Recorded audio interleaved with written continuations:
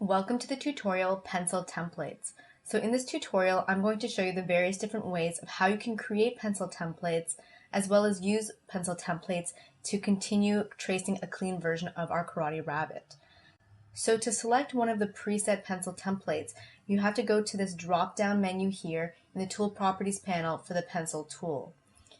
So the first 6 pencils listed here really only differ in size. So if you select pencil 2, for example, you get a minimum tip width of 1 and a maximum tip width of 5. Say if you choose pencil 4, you get an even width of 10 for both the minimum and the maximum. But for the most part, it seems like the optimization and the smoothness remain the same throughout. However, if you continue along, you'll notice that there's a bunch of templates called pen styles. So these ones are pencils here, the first 6, but these other ones are actually called pen styles, and they actually describe pretty well what they do. So this one's the tapered pen style, for example, and we see that it's tapered at both ends. So if we try drawing with this, no matter what I do, even if I hold down to try to make a maximum pressure and a completely uniform line, if I let go, I'll always be guaranteed that I'll have a taper at the start and the end of my line. So the next 2 styles seem pretty obvious as well. Tapered beginning pen style, tapered end pen style. If you look at the preview here down below, which you can always collapse if you'd like to save a bit of space, you can see that one end is quite blunt, but the other end tapers. So this is tapered end pen style. And tapered beginning is that it tapers at the beginning of your line no matter what pressure you're using with your stylus and Wacom tablet, and that it'll become blunt and thick at the end. So the curved above pen style is actually quite interesting, and it's really good to use when trying to draw eyebrows. So let's try to draw an eyebrow for the cartoon rabbit. And if you notice, it makes that perfect arc with the taper at both ends. And if we zoom in, and we use the keyboard shortcut D to show all strokes, you can see why it's called curved above pen style, because the curve is actually above the central vector line for this pencil stroke. If you noticed in the eye below, the vector line is in the center with an equal width on both sides, but here the blue line, so the vector line, is at the bottom while the width of the stroke is actually all completely on top.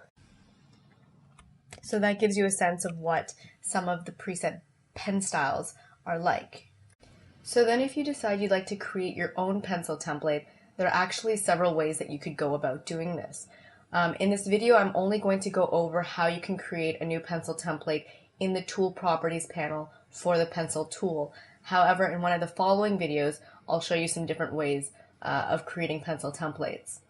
So the first thing that you need to do if you want to create a pencil template is click on the New Pen button right here, so it's the pencil with the plus sign. And you'll see that a new pencil style has been automatically created from this drop-down list, and it's always listed here at the end. So as you can see, the reason it's pencil 7 is because we end with pencil 6 here, and pencil 7 is here down at the bottom.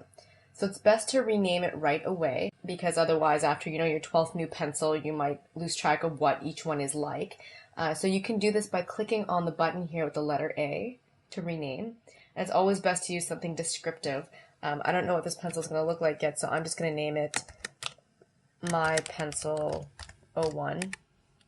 But like I said, you could name it something like eyebrow pencil or, charcoal pencil or something far more descriptive than this. So I'm going to say OK, and you can see it changes right away in the list. Then what you can do is change all of its properties down here below, and also down here for the texture section, which I'm not going to get into in this video either, but whenever you create a pencil from the Tool Properties panel of the pencil tool, you always have a texture associated with it, and that's the difference between creating one through this Properties panel and some of the other ways that we'll see later on. You may have also noticed that the new pencil style that you've created, the new pencil template that you've created, takes on some of the values of the pencil style that was selected at the time of its creation. So for example, we had the curved above pen style selected, and this style has a minimum value of 0, a maximum of 24, a smoothness of 2, and a contour optimization of 5. So then if we go back down the list to our newly created template, we'll see that it has retained those values. So what this means is, if you know that there is certain preset pencil or pen style that exists from this drop-down list that you would like to use as a base for your new pencil, it's best to have it selected first before creating your new pencil style or template. So one thing we haven't looked at yet are these three options here, and they're actually known as the pencil line style options.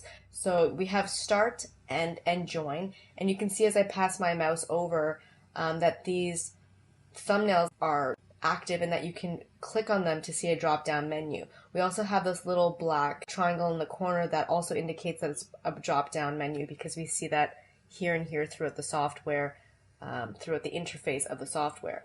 So we have two choices here for the start, and that's the round or flat.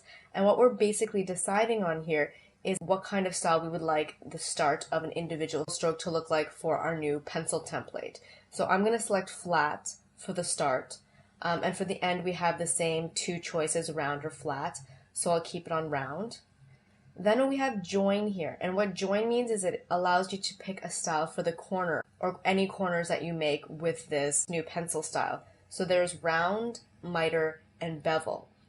And the way that the software is able to recognize a corner is that it looks for Bezier points without any handles. So even if you have something that looks like a corner, if there are handles there, it won't necessarily make it conform to, say, a bevel because it doesn't recognize it as a corner. So that's something to keep in mind. Then as we scroll down here, we can see a preview of our stroke. So you can always hide that if you think it takes up too much space and you want to deal more with the texture or other things, or you can always uncollapse it again to see a preview. And lastly, what you can do is you can also lock your style. So if you click on this little lock here, you can see that immediately all the properties for your new pencil template have become disabled. So you are no longer able to change any of these values. And then if we actually draw a line in the drawing view, you'll see that you can't use any of the keyboard shortcuts such as O to increase the maximum radius or Shift O to increase the minimum radius. All of a sudden you see a white circle with that bar going through it telling you can't do anything about it. So that's obviously a good thing as a safety for a line that you don't want people to be able to accidentally change, and then it retains those values. For example, if I select pencil 2, we see that this is what it normally looks like. A minimum value of 1, a maximum of 5. Then if I hold down O, increase the radius, now all of a sudden I can draw with a thicker radius for my maximum size. But then if we change pen styles and go back to number 2, it's retained that new radius. So I've essentially changed this brush. And if I've been using this brush, expecting it to work a certain way, and all of a sudden the value's changed and I can't remember what that previous value was, I'm kind of screwed up the consistency that I like in my animation between my drawings. So it's always good if you're creating a new brush style to lock it so that it really does keep the original values that you intended it to have. And if we actually hide strokes for a minute, there we go, you have to select the camera view first, you'll see that our stroke really does adhere to the values that we gave it. So we can see the start end is blunt, the end is round. I haven't made any corners, so we can't really see that bevel corner, but you can tell it probably does fall between 0 and 24. If this is 21 here at max, this looks like it could be 24 easily. So you can see that it really is a product of those values that you set for it. So I'm just going to delete those. And lastly, the last thing you can do, of course, is delete any pencil templates that you've created. So I have my pencil 01 selected. If I click on this icon, delete pen, we'll see that it's been deleted from the list. It's no longer here at the bottom, and right now at the bottom is the last preset style, uniform pen style. So that's it for the tutorial, pencil templates. Stay tuned for the next tutorial, reshaping pencil lines with the pencil editor tool.